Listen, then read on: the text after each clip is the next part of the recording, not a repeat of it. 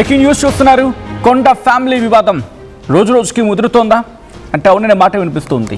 తన కూతురు సుష్మిత వ్యాఖ్యలకు తనకు సంబంధం లేదు అంటూ చెప్పుకొచ్చారు మంత్రి కొండా సురేఖ. క్రమశిక్షణ కమిటీకి వివరణ ఇచ్చారు కొండా సురేఖ. కొండా సురేఖ వివరణతో అసంతృప్తిలో ఉంది అధిష్టానం. నిన్న ప్రెస్ మీట్ పెట్టి మరి కొండా ఫ్యామిలీని చీల్చి చెండానికి పనిచేశారు మహిళా కాంగ్రెస్ నేతలు. కొండా ఫ్యామిలీ ఇష్యూపై సీరియస్గా ఉన్నారు ముఖ్యమంత్రి రేవంత్ రెడ్డి. ముఖ్యమంత్రి రేవంత్ ఎలాంటి నిర్ణయం తీసుకుంటారు అనే దాని మీద ఉత్కంఠ నెలకొంది. ఏమాత్రం తగ్గట్లేదు కొండా కుటుంబం. ముఖ్యమంత్రి రేవంత్ రెడ్డిపై కొండా సుష్మిత వ్యాఖ్యలతో తీవ్ర దుమారం రేగింది. టికెట్లు ఇవ్వడానికి రేవంత్ రెడ్డి ఎవరు? అధిష్టానం నిర్ణయిస్తేనే రేవంత్ సీఎం అయ్యాడు. కాంగ్రెస్ ఒక వ్యక్తి మీద నడవదు. రేవంత్కు టికెట్ ఇచ్చే హక్కు అధికారం లేదు. ఎమ్మెల్సీ ఇస్తారని మా నాన్నను మోసం చేశారు.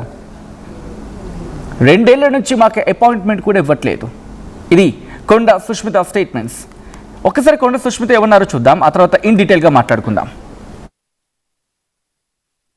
రేవంత్ రెడ్డి గారు ఎవరండి? రేవంత్ రెడ్డి గారు అధిష్టానం నిర్ణయిస్తే ముఖ్యమంత్రి అయినారు. కాంగ్రెస్ అనేది ఒక వ్యక్తి మీద ఉండదు, ఒక వ్యవస్థ మీద నడుస్తుంది. వ్యక్తి ఈయన ఎవరు టికెట్ డిక్లేర్ చేయడానికి? ఈయనకి ఆ హక్కు లేదు, అధికారం లేదు, ఏం లేదు. కాంగ్రెస్ లో వ్యవస్థ ప్రకారమే నడుస్తుంది. సో అధిష్టానం ఎవరు డిక్లేర్ చేస్తే వాళ్ళు అవుతారు తప్పితే ఈయన డిక్లేర్ చేసిన వాళ్ళు కారు. వ్యాఖ్యలు నేను వాళ్ళ మీద చేయలేదు కదండి, నేను ఒక వ్యక్తి మీద చేసిన, ఒక వ్యవస్థ మీద చేయలేదు. నేను అదే చెప్తున్నాను. నేను కాంగ్రెస్ పార్టీని టార్గెట్ చేయలేదు, ఏఐసిసిని టార్గెట్ చేయలేదు, రాహుల్ గాంధీ గారిని టార్గెట్ చేయలేదు. వాళ్ళంటే అభిమానం ఉంది, నాకు ఇంకా గౌరవం ఉంది. నేను వాళ్ళ గురించి మాట్లాడలేదు. నేను ఒక వ్యక్తి గురించి, ఒక వ్యక్తి కుటుంబం గురించి మాట్లాడినాను అంతే. సో దానికి ఇక్కడ ఉన్న శాసనసభ్యులకి సంబంధం లేదండి. ఓకే, ఇప్పుడు పరకాల నుండి నెక్స్ట్ టైం కొండా సుష్మిత పటేల్ పోటీ చేస్తున్నారా? ఖచ్చితంగా అండి, ఖచ్చితంగా పోటీ చేస్తాను. నేను అదే చెప్తున్నాను కదా, అపాయింట్మెంట్ కూడా ఇప్పుడు మా నాన్నగారికి ఇచ్చి ఆల్మోస్ట్ 2 years అవుతుంది. ఆయన ఇచ్చిన మాట తప్పారు. ఇప్పుడు మా అమ్మ అడిగినా కూడా దాన్ని దాటేస్తున్నారు తప్పితే ఎందుకు ఇవ్వట్లేదు అనే దాని గురించి కూడా ఆయన సమాధానం చెప్పట్లేదు. అధిష్టానం దగ్గరికి వెళ్ళి ఆయన మాట్లాడాలి కదా. మేము మాట్లాడాలి అని అనుకుంటే వేరే వాళ్ళతో మాట్లాడగలుగుతాం. కానీ ఆయనకి రెస్పెక్ట్ ఇచ్చినప్పుడు రెస్పెక్ట్ని కాపాడుకోవాల్సిన బాధ్యత ఆయన మీద ఉంది కదా. అంటే ఒక వాంటెడ్లీ, ఒక స్ట్రాటజికల్ గానే అధిష్టానంతో మాట్లాడలేకపోతున్నాను అనుకోవచ్చు ఇక్కడ. అంతే కదా, తప్పకుండా. ఎందుకనంటే ఇప్పుడు స్ట్రాటజికల్ గా ఇక్కడ కూడా పరకాల్లో కూడా ఆయన మాట్లాడడం మమ్మల్ని తొక్కడానికే కదా. సంగారెడ్డిలో అక్కడ మాట్లాడి జస్ట్ అదే రోజు నెక్స్ట్ డేనే మాట మార్చి ఇక్కడ మాట్లాడిండు అని అంటే మమ్మల్ని కావాలని అణచివేయాలని చూస్తున్నట్టే కదా. లేదండి, ఆయన సపోర్ట్ చేయకపోయేటాడు. ఎందుకంటే సపోర్ట్ చేసేటట్టయితే ఫస్ట్ మా నాన్నని ఎమ్మెల్సీగా చేసుకునేవాడు కదా. మంచి లీడర్లని ఇప్పుడు వేం నరేందర్ రెడ్డి ఏం సలహాలు ఇచ్చారో నాకు కూడా తెలియాలి, సలహాదారుడు కదా. ఆయన ఏం సలహాలు ఇచ్చారో ఒకసారి బయట పెట్టమని చెప్పండి. ఎన్ని జీవోలు వచ్చాయో బయట పెట్టమని చెప్పండి. ఆ జీవోల ప్రకారం సీఎం గారు ఏం చేశారు, అవి వచ్చి ప్రజలకు ఏం చేరాయి అని చెప్పి అది ఒక్కటి చెప్తే చాలు. ఓకే, ఇక్కడ సీఎం రేవంత్ రెడ్డి గారే ప్రత్యక్షంగా మీ మీద వాంటెడ్లీ ఆలోచిస్తున్నాను అనుకోవచ్చా, లేకపోతే ఇంకెవరైనా సీఎం గారిని ప్రేరేపించి మీకు రాజకీయ అస్తిత్వంని కొద్దిగా దూరం చేసేటువంటి ప్రయత్నం జరుగుతున్నాయా? మీకు ఇంకా దీని మీద ఏమైనా అనుమానాలు? ఇది నేను చెప్పలేనండి, అది వాళ్ళకే తెలుస్తుంది. కానీ మా నాన్నగారిని అయితే ఇట్లా తొక్కాలి అని చెప్పేసి కావాలని ఇప్పుడు నిన్న పరకాల్లో కూడా మాట్లాడడం జరిగింది. సో అది అందుకని నేను స్పందించాను. రైట్, అది కొండా సుష్మిత స్టేట్మెంట్. ఇది అంశానికి సంబంధించి పూర్తి సమాచారం తెలుసుకుందాం. మా ప్రతినిధి వెంకటరత్నం అప్డేట్స్ అందించేందుకు సిద్ధంగా ఉన్నారు. వెంకటరత్నం, ప్రస్తుతం ఎటువంటి సిచ్యువేషన్ ఉంది వరంగల్, మరి ముఖ్యంగా కొండా సుష్మిత విషయంలో ఎటువంటి చర్చ జరుగుతూ ఉంది ఆ ప్రాంతంలో? అండ్ యాడింగ్ టు దిస్, ఇదే అంశానికి సంబంధించి మరి కాసేపట్లో ముఖ్యమంత్రి రేవంత్ రెడ్డి ఒక కీలకమైన నిర్ణయం తీసుకునే అవకాశం ఉంది. ఎందుకంటే ఇది ముదిరి పాకన పడితే పార్టీకి నష్టం కాబట్టి కీలకమైన నిర్ణయం తీసుకునే అవకాశం ఉందని చెప్పి పొలిటికల్ సర్కిల్లో చాలా జోరుగా చర్చ జరుగుతూ ఉంది. అండ్ ఒకవేళ ఏదైనా డెసిషన్ తీసుకుంటే కనుక కొండా సుష్మిత రియాక్షన్ ఏంటి, అంటే ఎలా ఉండబోతుంది యాక్షన్ అనేది, ఎటువంటి చర్చ ఉంది అక్కడ? సురేఖ కూతురు సుష్మిత పటేల్ చేసినటువంటి వ్యాఖ్యల మీద తీవ్ర దుమారం రేగిన తర్వాత రాష్ట్రంలో ఒకసారి ఒక అలజడే కాదు, ఒక అల్లకల్లమైనటువంటి కాంగ్రెస్ పార్టీలో జరిగినటువంటి మరి ఇంత విషయాలకి కారణమైనటువంటి కొండా సుష్మిత పటేల్ మాట్లాడినటువంటి వ్యాఖ్యలకు నాకు ఎట్లాంటి సంబంధం లేదు, అది ఆమె వ్యక్తిగతం అన్నటువంటి వివరణ ఇక క్రమశిక్షణ కమిటీకి ఈ మల్లు రవికి ఇచ్చినటువంటి ఆ సందర్భాన్ని చూస్తే ఇక్కడ ఉమ్మడి వరంగల్ జిల్లాలో కాదు చాలా వరకు కూడా ఇక్కడ జయగామ లాంటి ప్రాంతంలో ఏకంగా నిరసనలే దీక్షలే మొదలు పెడదామనడానికి ముందుకు వచ్చినటువంటి పరిస్థితి. మరి ఇట్లాంటి తీవ్రమైనటువంటి వ్యాఖ్యలు చేసి తనకు ఏమీ తెలియదని చెప్పి కూర్చోవడం వెనుక వీరి హస్తం లేకపోలేదన్నటువంటి విషయాలు కూడా ఉమ్మడి వరంగల్ జిల్లాలో ఉన్నటువంటి కాంగ్రెస్ నేతలు కూడా ఆలోచించినట్టుగా జరిగింది. దానికి సంబంధించి కూడా పూర్తి స్థాయిలో ఇక్కడ మహిళా కాంగ్రెస్ రాష్ట్ర అధ్యక్షురాలకు నేతృత్వంలో కూడా నిన్న వరంగల్ డిసిసి భవన్ లో కూడా ప్రెస్ మీట్ జరిగింది. ఆ ప్రెస్ మీట్ లో కూడా తను తీవ్రమైనటువంటి ఒక ఆవేదనకు గురైనట్టుగా మనకు స్పష్టంగా తెలుస్తుంది. ఒకనొక దశలో ఇక్కడ కంట్ల నుండి కన్నీరు రావడమే తర్వాయి అన్నట్టు ఉంది మహిళా అధ్యక్షులు మాట్లాడుతుంటే. ఎందుకంటే తమ అధినేత అంటే కష్టాల్లో ఉన్నటువంటి పార్టీని ఎంతో చాకచక్యంగా నేర్పుతో అందరినీ ఆ వ్యతిరేక శక్తులందరినీ కూడా కూడుకొని సొంత పార్టీలో ఉన్నటువంటి వారందరినీ కూడా మనోస్థైర్యం పెంచి అక్కడ అధికారంలో ఉన్నటువంటి ఉద్యమ పార్టీ అయినటువంటి బీఆర్ఎస్ పార్టీకి గట్టి పోటీ ఇచ్చి అధికారంలోకి తీసుకురావడంలో రేవంత్ రెడ్డి పాత్ర చాలా కీలకం. కాబట్టి మరి అట్లాంటి నేత మీద అనడానికి నీకు నోరెలా వచ్చింది, మనసు ఎట్లా వచ్చింది? మరి ఇంతటి మీ తల్లికి కూడా పదవి కూడా ఇచ్చింది కదా, మంత్రి పదవి అన్నప్పుడు జోడు పదవులు ఇచ్చినటువంటి పరిస్థితి. మరి 2 మంత్రి పదవులు ఒక్క కుటుంబాల్లో ఒక్క మహిళకే ఇచ్చారంటే మహిళలకు ఉన్నటువంటి పరిస్థితి, ఇచ్చినటువంటి గౌరవం, అలాగే బీసీ సామాజిక న్యాయం కూడా పాటించడంలో కూడా సామాజిక న్యాయం పాటించడంలో రేవంత్ గారు ముందున్నారు. మరి ఒక్క ఫ్యామిలీలోనే ఇంకా మంత్రి పదవితో పాటు ఎమ్మెల్సీ ఇస్తే ఇంకా ఎవరి మిగిలిన వాళ్ళు లేరా? కార్యకర్తలు జెండాలు మోసినటువంటి వాళ్ళు ఎంతో మంది ఉన్నారు. వారందరికీ లేని ఇబ్బంది, వారందరికీ లేని ఓపిక నీకు ఎందుకు వచ్చింది అన్నటువంటి అసహనాన్ని కూడా చాలా తీవ్రంగా వాళ్ళు విమర్శించారు. ఇప్పటి వరకు 2014 నుండి ఇప్పటి వరకు 2023 దాకా బీఆర్ఎస్ అధికారంలో ఉన్నటువంటి బీఆర్ఎస్ పార్టీని ఎదుర్కోవడానికి ఇక్కడ డబ్బులు లేకపోతే కూడా చందాలు వేసుకుని కూడా కార్యకర్తలందరూ కలిసి నడిచి ఒక అధికారంలోకి తీసుకొచ్చారు. అప్పుడు ఆ సమయంలో కూడా తను బీఆర్ఎస్ పార్టీలో ఉంది. 2018లో కాంగ్రెస్ లోకి వచ్చిన తర్వాత 2023లో జరిగినటువంటి ఎన్నికలకు అందరూ కూడా తమ రక్తంతో పునర్నిర్మించుకున్నటువంటి పార్టీని నిలబెట్టుకున్నటువంటి అధికార పార్టీని అధికారంలోకి తీసుకొచ్చాం. మరి అట్లాంటి అధికారం కూడా కాంగ్రెస్ కార్యకర్తలు నీకు కట్టబెట్టారు, మంత్రిని చేశారు. మరి నువ్వు పదవులు అనుభవించావు తప్ప కాంగ్రెస్ పార్టీలో ఎంతో మనోవేదనకు గురవుతున్నటువంటి వాళ్ళు చాలా మంది ఉన్నారు. మరి అట్లాంటి వాళ్ళకు ఉన్నటువంటి ఓపిక ముందు నీ ఓపిక ఎంత అన్నటువంటి ఒక ప్రశ్నలు కూడా చాలా తీవ్రంగా మాట్లాడినటువంటి సందర్భం. మరి అట్లాంటప్పుడు దీనిపై కూడా చాలా తీవ్రంగా ఉన్నారు రేవంత్ గారు. మీరు ఏ నిర్ణయం తీసుకుంటారో తీసుకోండి, కానీ మళ్ళీ ఇట్లాంటి నిర్ణయాలు, ఇట్లాంటి ఆలోచనలు కనుక ఎవరైనా చేస్తే మాత్రం మేము తట్టుకుని నిలబడేటువంటి శక్తి, ఓపిక మాకు లేదు. మేము ఏం చేయాలో మేము అది చేస్తామన్నటువంటి ఒక హెచ్చరికలు కూడా ఇక్కడ మంత్రి కొండా సురేఖ కుటుంబం మీద తీవ్రంగా విమర్శించినటువంటి పరిస్థితి. రాష్ట్ర మహిళా అధ్యక్షురాలు ఇక్కడ ప్రస్తుతానికి తను మాట్లాడినటువంటి మాటలు కూడా ఒక విధంగా చిన్న పిల్ల కాకిలాగానే తను అభివర్ణిస్తుంది. ఇక్కడ తన సభ్యత్వం లేదు. మరి అచ్చ కాంగ్రెస్ కొత్త కాంగ్రెస్ అన్నటువంటి విషయాన్ని కూడా చాలా తీవ్రంగా మాట్లాడినటువంటి పరిస్థితి. మరి అసలైనటువంటి కాంగ్రెస్, మరి నువ్వు ఏ పార్టీ నుంచి ఏ పార్టీకి వచ్చి నువ్వు అచ్చ కాంగ్రెస్ నువ్వు ఇటు బీఆర్ఎస్ పార్టీలోకి వెళ్ళావు, ఆ తర్వాత వైఎస్ఆర్సీపీలోకి వెళ్ళావు, ఆ తర్వాత మళ్ళీ ఎక్కడ నీకు అధికారం లేదన్నటువంటి దాని మీద మళ్ళీ ఆ కాంగ్రెస్ పార్టీలోకి మూవ్మెంట్ ను పెట్టొచ్చు. అంటే ఎక్కడ అవకాశం ఉంటే అక్కడికి నువ్వు వెళ్తున్నావు, నీ అస్తిత్వం కోసం పార్టీలు మారేటువంటి రంగు నీది అన్నటువంటి విషయాలు కూడా ఇక్కడ మహిళా కాంగ్రెస్ అధ్యక్షురాలు కూడా మాట్లాడడం, అలాగే మిగిలినటువంటి ఉమ్మడి వరంగల్ జిల్లాలో ఉన్నటువంటి ప్రధాన నేతలు, ఎమ్మెల్సీలు, ప్రస్తుతానికి మా ఎమ్మెల్యేలు కూడా వీళ్ళందరూ ఈ సమావేశంలో పాల్గొన్నారు. ఇక్కడ ఉమ్మడి హనుమకొండ అలాగే వరంగల్ డిసిసి అధ్యక్షులు కూడా ఈ ప్రెస్ మీట్ లో పాల్గొని వారు కూడా తీవ్ర స్వరంతో హెచ్చరించినటువంటి పరిస్థితి. మరి ఇంతమంది ఏకమైన తర్వాత నీకు అస్తిత్వం ఎట్లుంటుందో మేము కూడా చూస్తామన్నటువంటి విషయాలు కూడా వారు మాట్లాడడం. అంటే ఈ రోజు ఎటువంటి డెవలప్మెంట్ వచ్చే అవకాశం కనిపిస్తుంది? ఎటువంటి చర్చ ఉంది? ఇటు సుష్మిత సర్కిల్లో కావచ్చు, లేకపోతే కొండా సుష్మితకి సంబంధించి కొండా ఫ్యామిలీకి సంబంధించి దగ్గరగా ఉన్న వాళ్ళు కావచ్చు, సన్నిహితులు కావచ్చు, స్నేహితులు కావచ్చు, లేకపోతే ఆ సర్కిల్ కావచ్చు, ఏం చెప్తూ ఉన్నారు?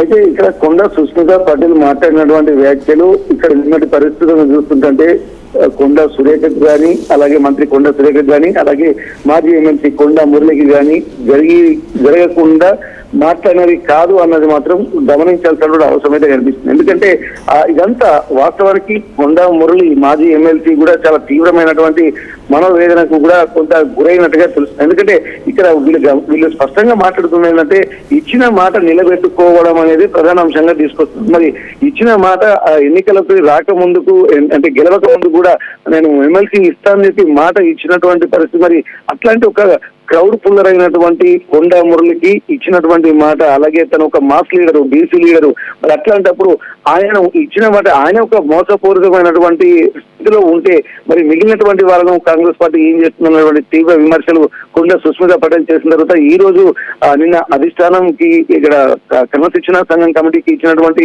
దాంట్లో ఇక్కడ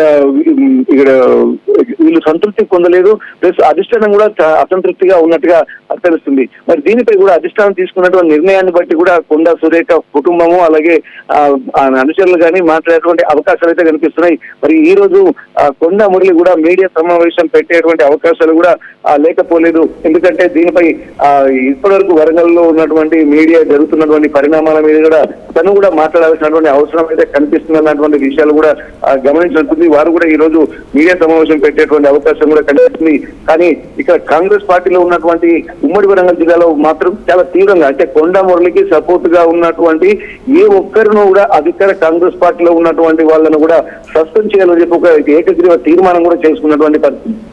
దానికి సంబంధించి ఇక్కడ వరంగల్ కు సంబంధించి ఇక్కడ నిన్న కొండా సురేఖ బర్త్డే వేడుకల్లో పాల్గొన్నటువంటి వాళ్ళు కాంగ్రెస్ పార్టీ నుండి అది కూడా బాధ్యతలో ఉన్నటువంటి వాళ్ళు ఎవరెవరు ఉన్నారో వారిని అందరినీ ఐడెంటిఫై చేసి వారందరినీ బర్తరఫ్ చేయాలి, కాంగ్రెస్ పార్టీ నుంచి తొలగించాలన్న కూడా విషయాన్ని కూడా ఇక్కడ వర్ధనపేట ఎమ్మెల్యే కేఆర్ నాగరాజు కూడా ప్రతిపాదించారు. దానికి సంబంధించి డీసీసీ అధ్యక్షులు కూడా ఆ సంఘ విషయాన్ని పరిశీలించి దాన్ని ఖచ్చితంగా ఇంప్లిమెంట్ చేస్తామని చెప్పి నిర్ణయం తీసుకున్నారు. మరి ఆ వేడుకల్లో కూడా బర్త్డే వేడుకల్లో కూడా ఇక్కడ పదవిలో ఉండి పాల్గొన్నటువంటి వాళ్ళు ఎవరు ఉన్నారో ఇక్కడ కనుక్కోవాలని చెప్పారు. ఎందుకంటే కొండా సుష్మిత కార్యకర్త కాదు, తనకు పార్టీలో సభ్యత్వం లేదు. అట్లాంటప్పుడు ఒక అధికార కాంగ్రెస్ పార్టీలో ఉండి బాధ్యతలు ఉన్న వాళ్ళు ఎలా పాల్గొంటారు అన్నటువంటి నిర్ణయాన్ని కూడా వచ్చినట్టుగా తెలుస్తుంది.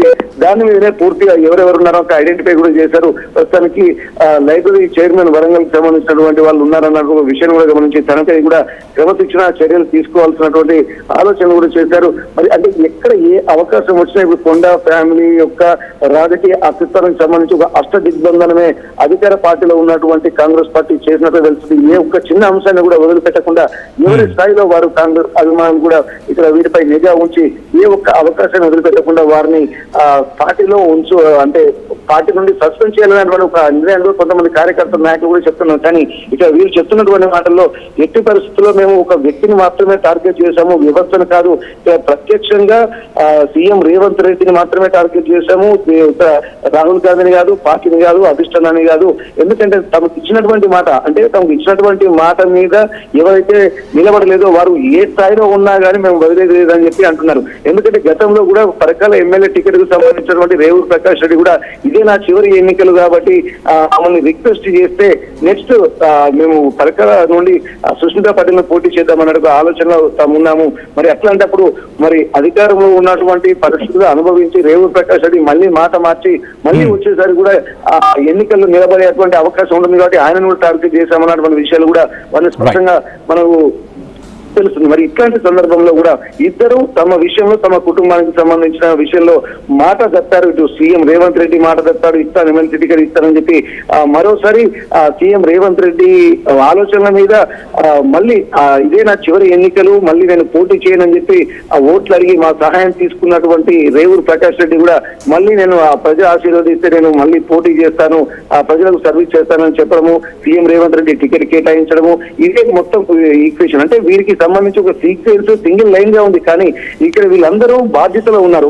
ఒకరు పరకాల ఎమ్మెల్యేగా ఉన్నారు, మరొకరు ఇక్కడ రాష్ట్ర ముఖ్యమంత్రిగా ఉన్నారు. ఇద్దరు అధికారంలో ఉండి వారికి ఒక చరిష్మా ఉంది, ఒక వయసును దృష్టిలో కూడా పెట్టుకుని మీరు మాట్లాడలేదన్నటువంటి విషయం మీద చాలా వరకు ఇక్కడ ఆందోళన వ్యక్తం చేస్తున్న నేపథ్యంలో కాంగ్రెస్ పార్టీ దీనికి తీవ్రంగా స్పందిస్తున్నటువంటి పరిస్థితి. మరి ఇక్కడ చూడాల్సింది, ఎందుకంటే కాంగ్రెస్ పార్టీకి ఇంత లాయల్ గా ఉన్నటువంటి రేవంత్ రెడ్డి అలాగే అధికారంలో ఉన్నటువంటి ఎమ్మెల్యేగా ఉన్నటువంటి రేవూరు ప్రకాష్ రెడ్డి విషయంలో మరి ఇంత నియోజకవర్గ ప్రజలే తమకు అండ అన్నటువంటి విషయాలు చెప్తున్నటువంటి నేపథ్యంలో మరి అధికారంలో ఉన్నటువంటి కాంగ్రెస్ పార్టీకి అలాగే ప్రజెంట్ ఎమ్మెల్యేకి రేవూరు ప్రకాష్ రెడ్డికి సీఎం రేవంత్ రెడ్డికి సపోర్ట్ చేస్తారా ఇక్కడ ఉన్నటువంటి లోకల్ కాంగ్రెస్ నేతలు, లేకపోతే మరి కొండా సురేఖ కుటుంబంతో కలిసి నడుస్తారా అన్నది కూడా ఇక్కడ మనకు ప్రశ్నగా మిగిలింది. ఎందుకంటే ఇక్కడ నియోజకవర్గ ప్రజలనే నమ్ముకున్నాము, వారి కోసం ఏమైనా చేస్తాం, వారి అండదండలు ఉన్నంత వరకు మాకు కొండంత అండ అదున్నంత వరకు మేము ఎంత దూరమైనా వెళ్తాం వారి కోసం అని చెప్పి మీరు చెప్తున్నటువంటి మాటల్ని మనం క్లీన్ అబ్జర్వేషన్ చేయాల్సి ఉంటుంది. ఇది మాత్రం స్ట్రైట్ ఫార్వర్డ్ గా ఒక వ్యవస్థ కాదు, ఒక వ్యక్తి మీద దాడి అన్నటువంటి విషయాలు కూడా వాళ్ళు చెప్పడానికి గమనించాల్సి ఉంటుంది. Sachin. Right Venkataratnam, thanks for the update. మొత్తంగా రేవంత్ రెడ్డి ఈరోజు సంచలన నిర్ణయం తీసుకోబోతూ ఉన్నారా? ఈ అంశమే తీవ్ర చర్చాంశంగా మారింది. కొండా ఫ్యామిలీ వివాదం రోజు రోజుకి ముదురుతోంది. తన కూతురు సుష్మిత వ్యాఖ్యలకు తనకు ఎటువంటి సంబంధం లేదు అంటూ ఉన్నారు మంత్రి కొండా సురేఖ. క్రమశిక్షణ కమిటీకి వివరణ ఇచ్చారు కొండా సురేఖ వివరణతో అసంతృప్తిలో ఉంది అధిష్టానం. నిన్న ప్రెస్ మీట్ పెట్టి మరీ కొండా ఫ్యామిలీని చీల్చి చెండాడినంత పనిచేశారు మహిళా కాంగ్రెస్ నేతలు. కొండా ఫ్యామిలీ ఇష్యూపై సీరియస్గా ఉన్నారు ముఖ్యమంత్రి రేవంత్ రెడ్డి. ముఖ్యమంత్రి రేవంత్ ఎలాంటి నిర్ణయం తీసుకుంటారు అని ఉత్కంఠ మాత్రం కొనసాగుతుంది. అయితే ఏమాత్రం తగ్గటం లేదు కొండా కుటుంబం. ముఖ్యమంత్రి రేవంత్పై కొండా సుష్మిత వ్యాఖ్యలతో తీవ్ర దుమారం రేగింది. టికెట్లు ఇవ్వడానికి రేవంత్ ఎవరు అంటూ ప్రశ్నించారు ఆమె. అధిష్టానం నిర్ణయిస్తేనే రేవంత్ ముఖ్యమంత్రి అయ్యారు. కాంగ్రెస్ ఒక వ్యక్తి మీద నడవదు. రేవంత్కు టికెట్ ఇచ్చే హక్కు అధికారం లేదు. ఎమ్మెల్సీ ఇస్తానని మా నాన్నను మోసం చేశారు. 2 ఏళ్ల నుంచి మాకు అపాయింట్మెంట్ కూడా ఇవ్వట్లేదు అనేది కొండా సుష్మిత చేసిన వ్యాఖ్యలు. ఇంకా ఏమన్నారు ఇప్పుడు చూద్దాం. ఒకసారి రేవంత్ రెడ్డి గారు ఎవరండి? రేవంత్ రెడ్డి గారు అధిష్టానం నిర్ణయిస్తే ముఖ్యమంత్రి అయినారు. కాంగ్రెస్ అనేది ఒక వ్యక్తి మీద ఉండదు, ఒక వ్యవస్థ మీద నడుస్తుంది. వ్యక్తి ఈయన ఎవరు టికెట్ డిక్లేర్ చేయడానికి? ఈయనకి ఆ హక్కు లేదు, అధికారం లేదు, ఏం లేదు. కాంగ్రెస్ లో వ్యవస్థ ప్రకారమే నడుస్తుంది. సో అధిష్టానం ఎవరు డిక్లేర్ చేస్తే వాళ్ళు అవుతారు తప్పితే ఈయన డిక్లేర్ చేసిన వాళ్ళు కారు. వ్యాఖ్యలు నేను వాళ్ళ మీద చేయలేదు కదండి, నేను ఒక వ్యక్తి మీద చేసిన, ఒక వ్యవస్థ మీద చేయలేదు. నేను అదే చెప్తున్నాను. నేను కాంగ్రెస్ పార్టీని టార్గెట్ చేయలేదు, ఏఐసిసిని టార్గెట్ చేయలేదు, రాహుల్ గాంధీ గారిని టార్గెట్ చేయలేదు. వాళ్ళంటే అభిమానం ఉంది, నాకు ఇంకా గౌరవం ఉంది. నేను వాళ్ళ గురించి మాట్లాడలేదు. నేను ఒక వ్యక్తి గురించి, ఒక వ్యక్తి కుటుంబం గురించి మాట్లాడినాను అంతే. సో దానికి ఇక్కడ ఉన్న శాసనసభ్యులకి సంబంధం లేదండి. ఓకే, ఇప్పుడు పరకాల నుండి నెక్స్ట్ టైం కొండా సుష్మిత పటేల్ పోటీ చేస్తున్నారా? ఖచ్చితంగా అండి, ఖచ్చితంగా పోటీ చేస్తాను. నేను అదే చెప్తున్నాను కదా, అపాయింట్మెంట్ కూడా ఇప్పుడు మా నాన్నగారికి ఇచ్చి ఆల్మోస్ట్ 2 years అవుతుంది. ఆయన ఇచ్చిన మాట తప్పారు. ఇప్పుడు మా అమ్మ అడిగినా కూడా దాన్ని దాటేస్తున్నారు తప్పితే ఎందుకు ఇవ్వట్లేదు అనే దాని గురించి కూడా ఆయన సమాధానం చెప్పట్లేదు. అధిష్టానం దగ్గరికి వెళ్ళి ఆయన మాట్లాడాలి కదా. మేము మాట్లాడాలి అని అనుకుంటే వేరే వాళ్ళతో మాట్లాడగలుగుతాం. కానీ ఆయనకి రెస్పెక్ట్ ఇచ్చినప్పుడు రెస్పెక్ట్ని కాపాడుకోవాల్సిన బాధ్యత ఆయన మీద ఉంది కదా. అంటే ఒక వాంటెడ్లీ, ఒక స్ట్రాటజికల్ గానే అధిష్టానంతో మాట్లాడలేకపోతున్నాను అనుకోవచ్చు ఇక్కడ. అంతే కదా, తప్పకుండా. ఎందుకనంటే ఇప్పుడు స్ట్రాటజికల్ గా ఇక్కడ కూడా పరకాల్లో కూడా ఆయన మాట్లాడడం మమ్మల్ని తొక్కడానికే కదా. సంగారెడ్డిలో అక్కడ మాట్లాడి జస్ట్ అదే రోజు నెక్స్ట్ డేనే మాట మార్చి ఇక్కడ మాట్లాడిండు అని అంటే మమ్మల్ని కావాలని అణచివేయాలని చూస్తున్నట్టే కదా. లేదండి, ఆయన సపోర్ట్ చేయకపోయేటాడు. ఎందుకంటే సపోర్ట్ చేసేటట్టయితే ఫస్ట్ మా నాన్నని ఎమ్మెల్సీగా చేసుకునేవాడు కదా. మంచి లీడర్లని ఇప్పుడు వేం నరేందర్ రెడ్డి ఏం సలహాలు ఇచ్చారో నాకు కూడా తెలియాలి. సలహాదారుడు కదా. ఆయన ఏం సలహాలు ఇచ్చారో ఒకసారి బయట పెట్టమని చెప్పండి. ఎన్ని జీవోలు వచ్చాయో బయట పెట్టమని చెప్పండి. ఆ జీవోల ప్రకారం సీఎం గారు ఏం చేశారు, అవి వచ్చి ప్రజలకు ఏం చేరాయి అని చెప్పి అది ఒక్కటి చెప్తే చాలు. ఓకే, ఇక్కడ సీఎం రేవంత్ రెడ్డి గారే ప్రత్యక్షంగా మీ మీద వాంటెడ్లీ ఆలోచిస్తున్నాను అనుకోవచ్చా, లేకపోతే ఇంకెవరైనా సీఎం గారిని ప్రేరేపించి మీకు రాజకీయ అస్తిత్వం కొద్దిగా దూరం చేసేటువంటి ప్రయత్నం జరుగుతున్నాయా? మీకు ఇంకా దీని మీద ఏమైనా అనుమానాలు? ఇది నేను చెప్పలేనండి, అది వాళ్ళకే తెలుస్తుంది. కానీ మా నాన్నగారిని అయితే ఇట్లా తొక్కాలి అని చెప్పేసి కావాలని ఇప్పుడు నిన్న పరకాల్లో కూడా మాట్లాడు.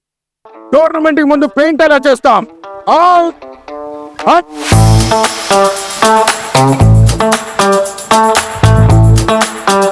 ప్లాన్ అయితే చాలా బాగుంది సార్. స్టేడియం పరిస్థితి చూడండి. టోర్నమెంట్ ముందు పెయింట్ ఎలా చేస్తాం? టెక్నో పెయింట్స్ ఉందిగా. Techno paints, township, dam, stadium లేదా మనీళ్ళు, పెయింట్స్ నుంచి పెయింటింగ్ వరకు పూర్తి సొల్యూషన్ కావాలంటే మేమున్నాం. కానీ సార్, టైంకి పూర్తవుతుందా? రోజుకు 23 లక్షల స్క్వేర్ ఫీట్ పెయింటింగ్ చేయగల సామర్థ్యం, 5,000 మంది స్కిల్డ్ లేబర్ టీమ్ మా వెంట ఉంది. 23 లక్షల? అవును. ప్రపంచ స్థాయి రంగులు, అద్భుతమైన షేడ్స్ తో భారతదేశపు అసలైన పెయింట్ మరియు పెయింటింగ్ శక్తిని మేమే. We are techno paints. Techno paints.